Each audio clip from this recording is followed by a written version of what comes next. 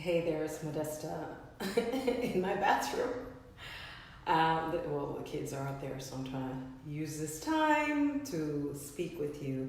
There's something that's been in my heart for a little bit, and I was looking for a topic to give it. But let me just talk about what's on my mind to talk about. So I've lately been thinking about how I, as a leader, I've always known myself to be a leader. I've always been in leadership positions and leadership situations. How I can better support the people that I walk with. So you're working together towards a common goal, and you're at different levels in understanding, in performance, in faith, in experience, and many a times we just want to get on with doing what we have to do. And assuming that everybody else knows what is there for them to do, assuming that they're just getting on with it. And I was thinking, as I was thinking through, like, what is it that I feel is burning in me to talk about? I was thinking of Proverbs 27:23, which says, actually, I've got it written down here, 1 second. It says, know the state of your flock and put your heart into caring for your herd. And I'm in a situation at the moment where I need to be a greater support than I've been. And it's saying something to me about leadership, that you may have your position and what you have to do, just very clear. And you know that others also know what their role is, and that's, clear for them to do.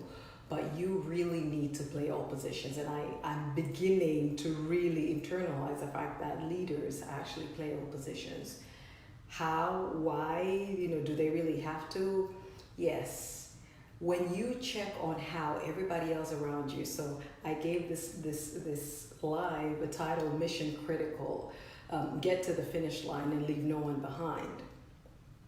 When you realize that me getting there, me getting us there, us getting to where we need to go, depends on me. Hey, Mimi, depends on me being in my position, depends on them doing well.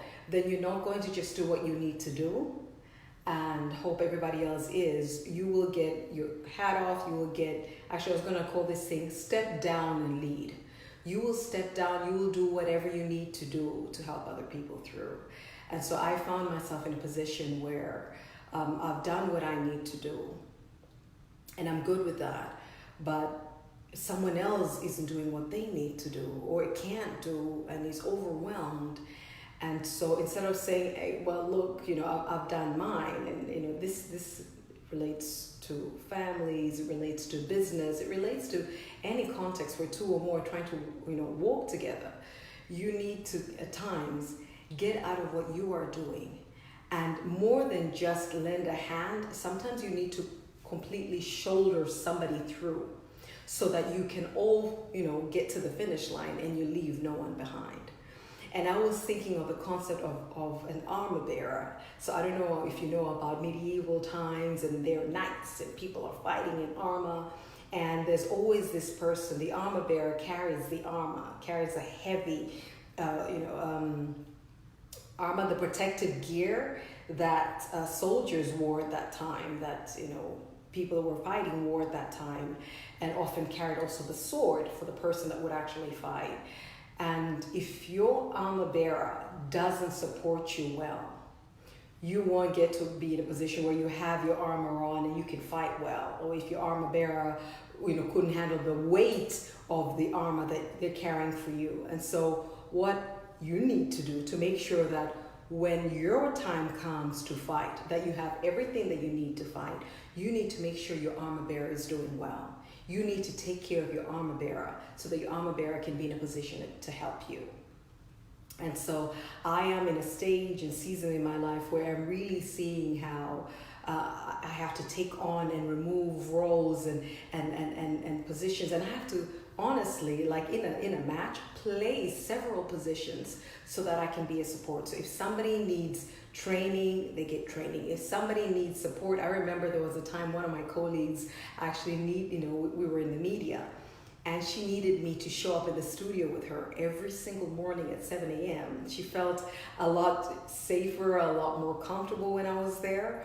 And so I didn't speak once on that radio, But I was there, and it was a little distance away from where I was. I was there every single day just for moral support. Now, you could say, oh, come on, get over it. After all, I'm not even speaking, whatever. I've trained you, you know what to do. Just go and speak. But if that's what she needed to start out, that is what I did as her managing director. I showed up every morning until the nerves were gone, and she ended up being just a national sensation, and she's still in the media still.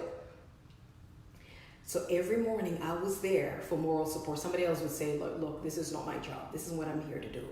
But often, if you do want to get to the finish line and you want to make sure that you leave no one behind, you will check how everybody else is doing, and you will be what you need to be, for them at that time, so that you make sure that you all go.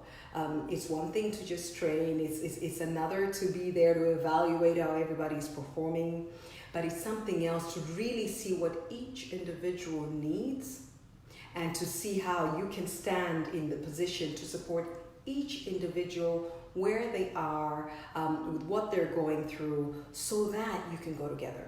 And it actually comes back and it works in your favor. Because imagine there you're leading an organization, or you're leading a team, or you're leading a family for that matter.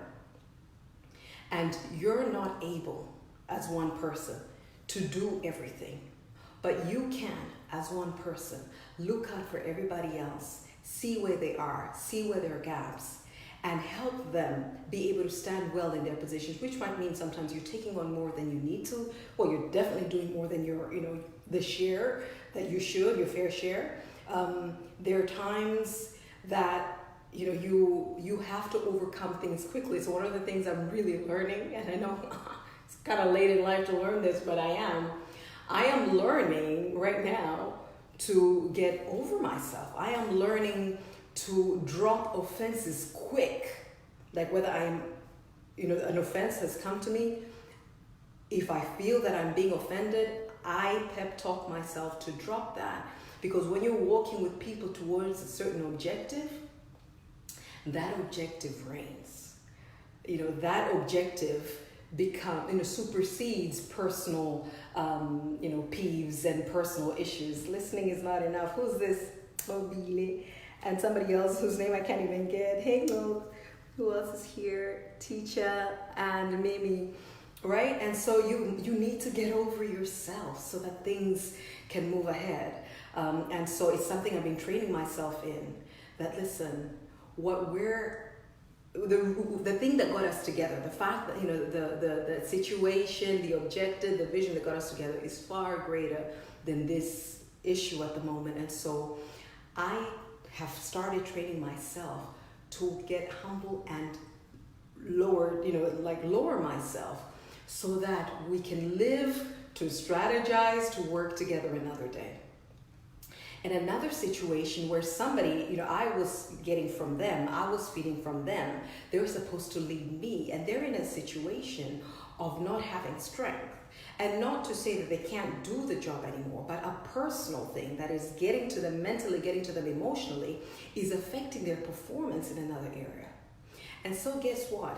I am standing in the gap. First of all, I'm standing in the gap in prayer for them. I am motivating them and giving life to them, and they're usually the one, who feed into me. And I'm taking on some of their roles. And I know it's only for a season, it's only for a spell, but that is the only way that we will actually cross the finish line and do so together and no one is left behind. And so I really couldn't quite think of, what to call this thing or what points to write down, because I've got my piece of paper there. What points to write down and how we're going to do this. But this is what it boils down to. You are with people, obviously, you make sure you're with people that you share values with, you share a vision with, you share work ethic with. Fine. And, you're working towards something, but life happens to the best of us. And so it's not enough to sit in your silo or to say, well, everybody knows what they have to do and so they're good.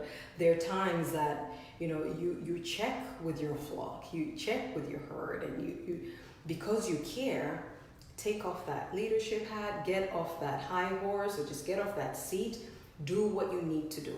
if you need to show up more for this person, if you need to do extra for this person, if you need to pep talk this person, I mean, maybe somebody you actually have to completely remove from the team, but whatever it is, if you want to go to the finish line, you will not do it on your own. If you want to make sure that you go and you leave no one behind, then you'll have to play a whole lot more positions than just yours. So I saw a couple of comments here. I wonder if you have something you want to ask. I never thought about it that way. Can the burden of leadership and armor bearing be shared? It seems like leadership is a very lonely journey. You know what? It is and it's not. So let me say this. When you have this mission, right? I mean, whether you call it a calling, but this mission, this cause that you're standing for, and you're in leadership of, at the end of the day, the buck stops with you. The last decision on major things rests with you. So it can be lonely that way. And for a very long time, leadership has been lonely for me. I don't want to sound like I fool myself, but I see things way ahead. And not just the vision and the bigger picture, but even the details of what needs to be done and executed. And then sometimes I just am more entrepreneurial and crazy to believe that this thing could actually work out. And so I will stand and I will drive and I will invest and I will sacrifice and I'll keep going. Even shielding others or just relieving others of things, because at the end of the day, they're like, I'm not the vision bearer. Like, I don't need to be this invested in this thing to take it through. So it gets lonely in that way. I often hear, in different contexts and different quotes, that a leader takes the blame, but, distributes the praise and, the acclaim to the rest of the team. And so it can be lonely in that way. But then I've recently learned something that just said, ouch. It says that leadership shouldn't be lonely if you're grooming your people well. And so if you're taking care of your herd, you're taking care of your flock, you shouldn't be, like a triangle. Yes, there's this point at the top, but usually leadership has this little triangle within the larger triangle, and there should be a couple of people, whether it's an advisory board or these are colleagues or these are trusted, trusted, counsel, other people that can help you. And so you may have your name and your signature on the dotted line because you de jure hold that position, but you can distribute that leadership responsibility, if not accountability, to others so that it doesn't have to be that lonely. But of course, it requires that you be very vulnerable. It requires that you eat humble pie a whole lot, appreciating that other people may see things differently. You're still going to work towards the same vision, but not everybody will do it the way you do it. And so you have to allow for all kinds of other expressions and styles and preferences to show, without people just completely veering off track and sabotaging the mission. But yeah, so this thing of, and in this context, that made me want to do this video, I am the armor bearer. And I've been the armor bearer saying, well, I got this, I've got your armor and I've got your sword. So whenever you need them, I'll help you put them on and I'll help you with the sword. And then I just thought, wait, my leader needs me to do more than just carry the armor at the moment. I found myself in situations where now I am wearing the armor and I am wielding that weapon and I need to fight for my leader because my leader's not in a position to. Or I need to speak with them, or I need to help them.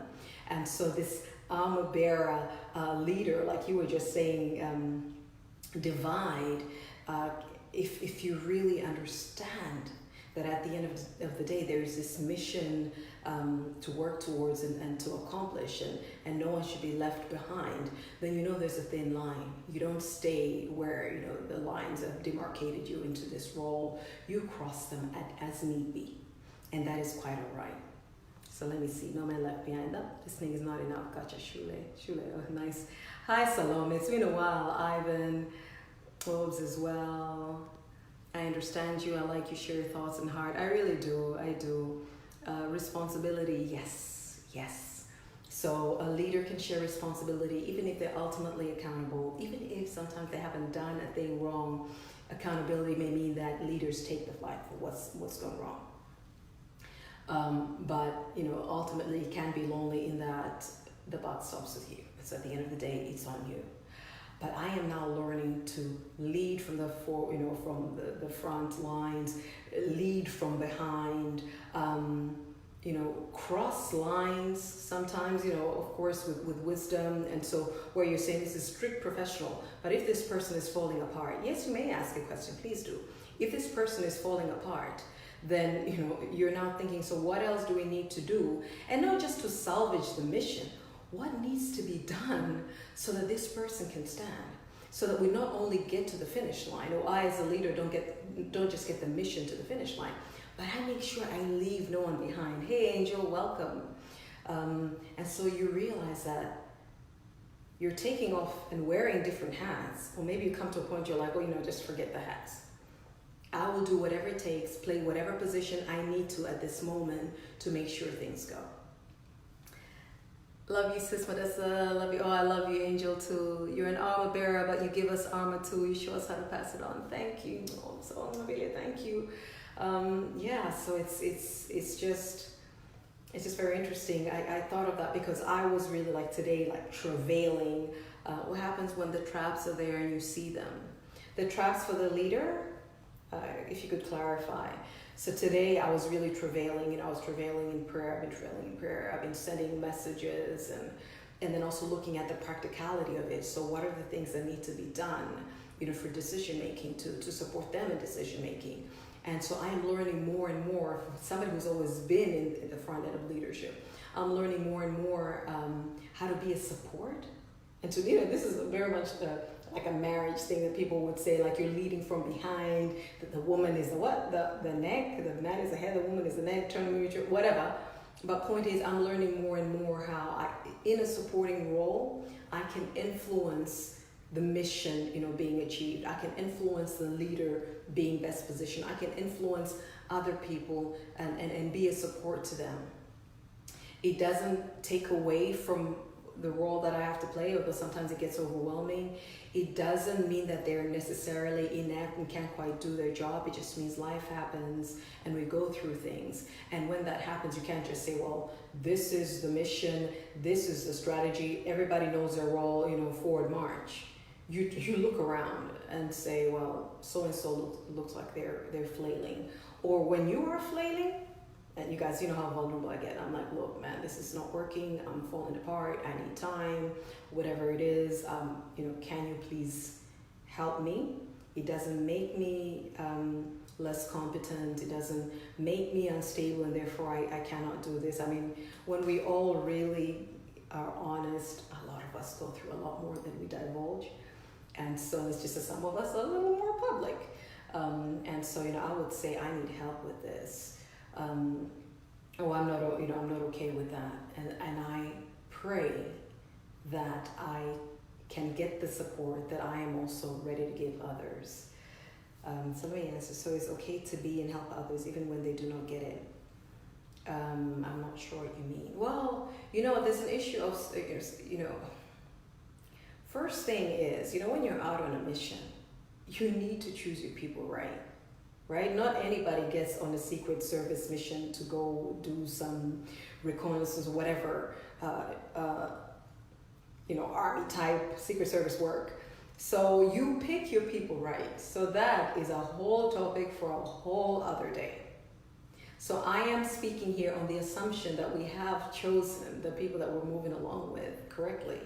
And so if you have chosen right, still understand those people that know what to do, how to do it, that are experienced, etc., they may need help. And so do not assume all is going well. And sometimes don't be so fixated on getting to the finish line that you sacrifice people, for the cause. And so I actually... The ideal would be to get to the finish line and leave no one behind, but I am of the inclination to leave no one behind even if I don't get to the finish line. Because the investment you would have made in those people and the humbling experience you would have gone through to manage and to lead and to shoulder others will build you up so well that the next opportunity that comes, as a team, you'd be so much stronger to actually ace it. And so the ideal, make sure you finish, you get to the finish line and you leave no one behind. But if there's something to be sacrificed between getting to the finish line and leaving no one behind, I would leave no one behind. As long as, of course, I know I'm working with the right people, to start with, and I am meant to go with them, wherever it is. So I thought to give this a title, Mission Critical. Get to the finish line and leave no one behind. And to share with you what I'm experiencing as leader at times, armor bearer at times, somebody completely on the wings another time, but I assess that, okay, we're meant to go somewhere together. And for as long as, whether it is professionally or personally, anybody else around me isn't doing well, I need to look at how to step in. So stepping in could be humble yourself, eat humble pie, and do what needs to be done. Do not take offense, do not take things personally. It could be do somebody else's work. It could be, like I told you guys, I will pray you through a thing. It could well be just supporting, just emotional, psychological support, whatever you need to do. So even with the master plan class, by the way, I found several times that I've had to do more than be a professional coach. Distance. I've had, I think, 5 incidences now. Actually, a person died, and I think she committed suicide because she was saying that she wanted to die. She wanted to commit suicide. And then I just got a text from her phone one day saying she's gone. And so there are many times when I realize that maybe what is here is deeper. Either I try to get them help or refer them somewhere else, or I just take off that professional hat and I just get to be a sister or a friend or a daughter sometimes, because some people are much older than me. And when they're back to where they can be, then I can go back to my role. But knowing that they're good now, they're stable now, and they're able now to take on what they had before, and we can continue together that way. What about friendship when it's sour? You know what I'm learning about friendships and sour friendships? It's up to you. Nobody can force you to do anything. Nobody can make you a victim without your consent. So if you're in a situation where things are not going well and you feel like you're being taken advantage of, you allow that to happen. You can address the issue. If the person's not willing to listen to the issue, you can remove yourself from a situation. It's really healthy to remove yourself from a toxic situation. But ask yourself, are you being petty? Are you being immature?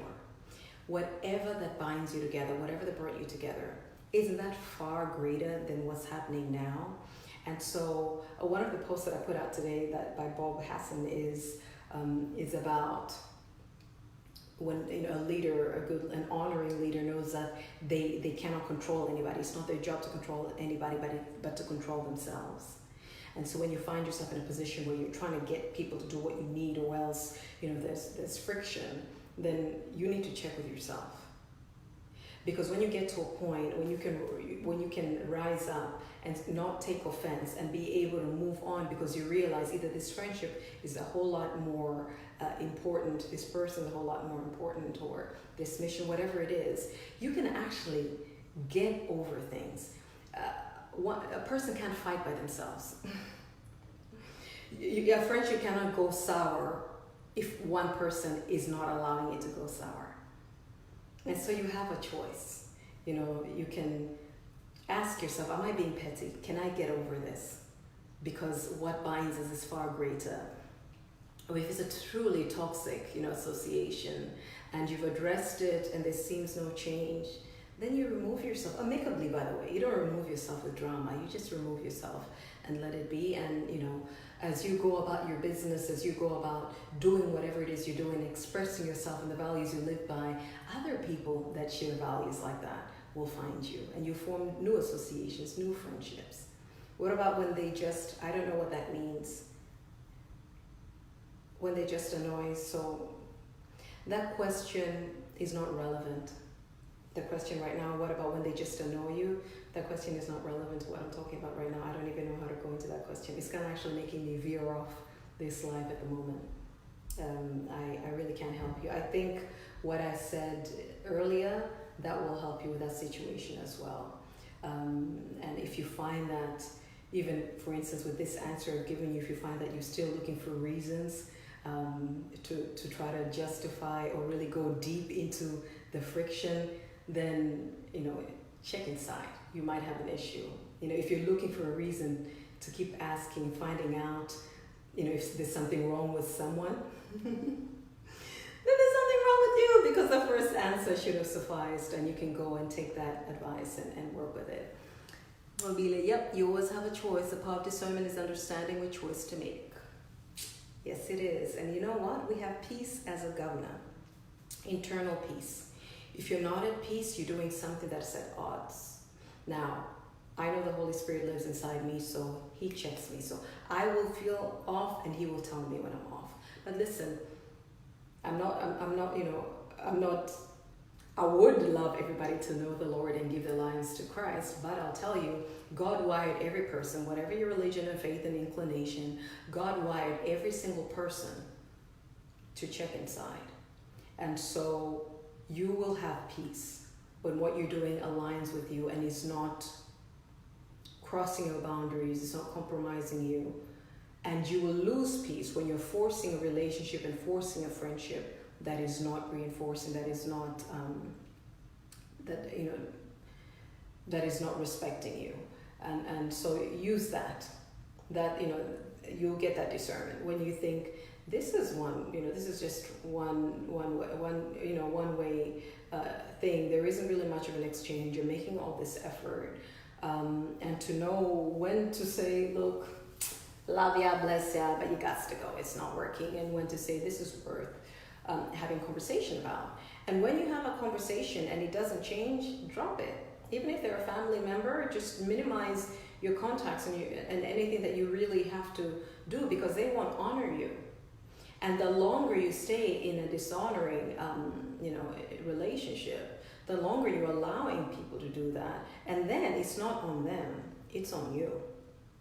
Fool me once, fool me twice. All right. So I think I'm done now, unless there's something else that comes up.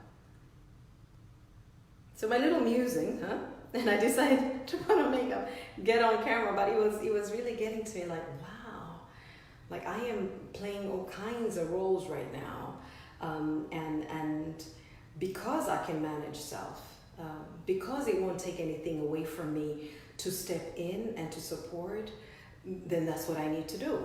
I've done mine, but now I need to do theirs as well. I know that they know what they need to do and what needs to happen. But if they're not in a position to, then I have to step in.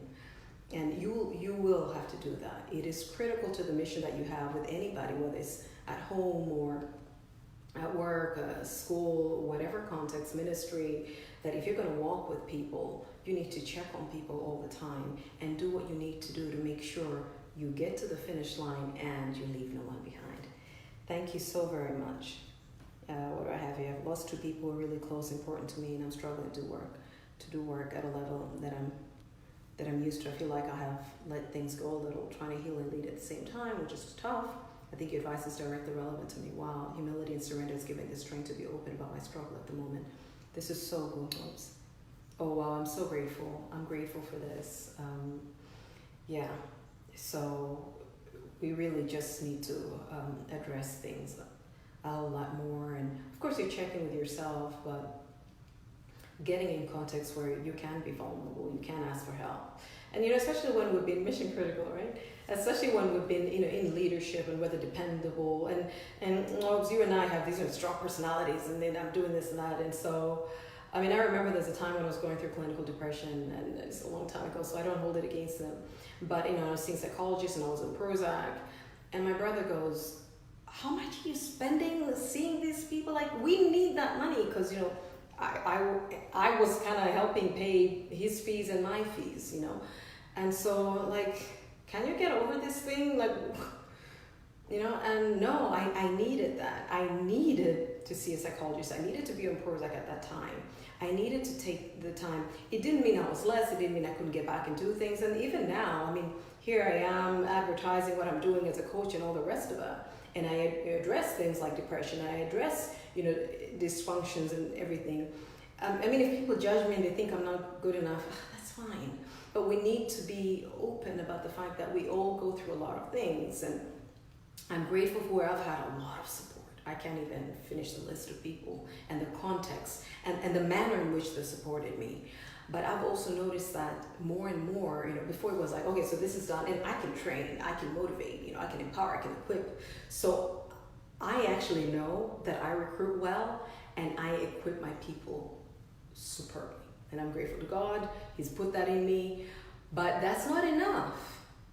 You really need to check with people and play whatever role you need to do. You can't sit there with evaluating you and you're just not doing right. And whatever it takes. So I am out here, your girl's out here praying. I am, several times a day. I am, doing emotional support. I am learning things so I can support other people. Literally learning so that I can be a support to other people. Whatever it takes. Someone is going through, hey Daniel, welcome. Someone is going through something. It's not enough to say, look, get on with it, or you know what to do, or this is where our relationship boundary lies, and so I just need to leave you where you are. You do what it takes. If you want to get to the finish line and you want to leave no one behind, you play whatever role you need to play. As the scripture says, know the state of your flock and put your heart into caring for your herds. It actually continues to say, so anybody who's seeing a bathtub behind me, look, long story, man, it's the quietest space I have right now. Hi, Sonia. And so the scripture actually continues to say that, because then they will take care of you. It's so interesting. So you take care of them, you look out for them. And then as they, are invested in and they're in a position to, they will in turn look after you. And so this mission could be, like I said, family or work or business or ministry, and whatever. It could be professional that you're investing in them, that you're doing a little extra, or it could be personal. But whatever it is, at the end of the day, how people are psychologically, how people are emotionally, how people are spiritually, affects their work in the marketplace, affects their identity, their self-esteem, affects their performance, and sometimes because we're going through things, we project them to people, then we're misinterpreted, misunderstood based on that. And so when you see that happening, it's not a time to say, look, everybody has their own position, everybody knows what to do, I'm doing my fair share. You get up and you do what you need to do to shield and shoulder your colleague, shoulder your partner, shoulder whoever it is in your family or whatever context, until they can get to a place where they can stand in whatever role they're supposed to have played well all along, until they can play that role to that capacity again. So a leader, you're taking care of your armor bearer. Armor bearer, you look out for your leader, not assuming they're my leader, they're strong and steady, I just have to give them the armor and the and the sword when it's time. You say, is my leader okay? Like, do I need to help them somehow? Should I wear this armor and wield this weapon and get into the front lines instead of them, so that they can rest, go through what they need to, and come back? You do what you need to do. You look out all the time. You look at your flock, you look at your herd, you look at the people around you, and you play the role you need to play as a leader, especially. You look at your armor bearer and other people that surround you. If they're not doing well, that compromises your leadership and your mission.